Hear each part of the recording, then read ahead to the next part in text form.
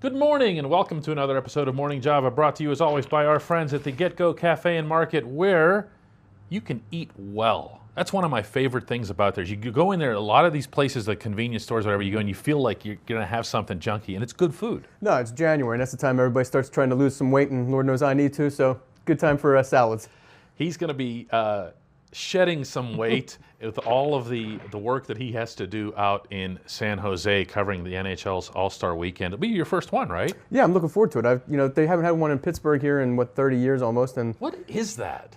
that's kind of surprising. We were talking about that, 1990. Yeah, Pittsburgh, The one that Mario had 4 goals, Yep. and the 3 of them in the first period against poor Mike Vernon. Yeah, and Pittsburgh's got a new arena, or fairly new arena. It's been about, since 2011 since it opened, so you figure they'd probably try to get one back here. Pittsburgh's established itself as, one of the top markets in the U.S. Yeah, and the NHL gave the Penguins the draft right away. And the draft, of course, did really well for the city, the Convention and Visitors Bureau, but it's not All-Star Weekend. I just wonder what it's going to take to get that back. Because they keep promising it to now the expansion teams and Vegas. I think there was a Seattle promise already. Yeah, that's not surprising. I mean, it's cool that it's in San Jose because it's a nice destination market in late January to go out to California. So that's kind of cool. Pittsburgh doesn't have that going for it, but in terms of a hockey market, this probably is an area that should get that game. I'd rather be in Pittsburgh than in San Jose. San Jose is like the size of North for sales. I was surprised. It was my first time out there when the Penguins were out there on their West Coast trip. You're like, where's downtown, man? Yeah, where's San Francisco? Right. How do I get there? No Golden Gate Bridge there. Do we care about the All-Star Game or All-Star Weekend or the skills competition? I'm not going to lie, no. No? No. Why are you going? Well, for a media standpoint, it's where you get to see all the All-Stars all in one place, where you get that kind of access, so that's kind of invaluable. But in terms of the game itself, I think I've stopped watching when I was, The 18. 3-on-3 is at least a little bit fun. That makes it bearable. I mean, I think the skills competition, it's been around, for like 25 years now. I think that's still pretty cool, the hardest slap shot.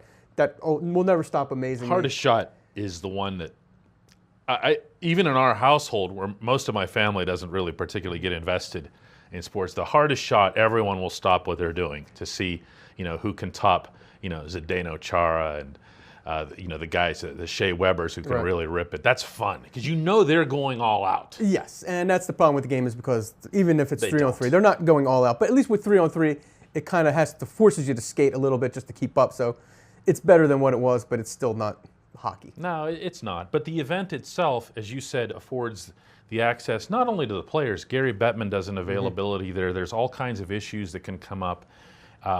Not at the event, but that are related to hockey that you can talk to people out and come up with good stories for. But, as long as you're there. Yeah, I plan on having a good time. It's my first All-Star game, so even if the game sucks, I'll be there. Oh, that reminds me, you got to bring me a puck. I have pucks. I've done 10 of them, and I don't know where they are. They might not be here on these shelves. They might be at home. I got to bring me a puck. All right. Will do. So the pucks actually are right there behind Bradford. There's Minnesota, Florida, Vancouver, some of the other places where I've done All-Star games. There's actually a 1990 Pittsburgh one as well. That I wasn't covering that. No. I was actually seated right behind Mike Vernon watching him get tortured. Let's talk a little about after the All-Star break and what the Penguins face here. You had a piece up on the site about the schedule that follows it. It's supposedly easier, but it doesn't really matter for these guys, does it? No, it doesn't really matter. I mean, you saw what they did on the West Coast trip where you lose games to like the LA Kings and you need overtime to beat the Phoenix Coyotes. This is a team that has done a lot of good things, but there's still some inconsistencies in their game, from night to night.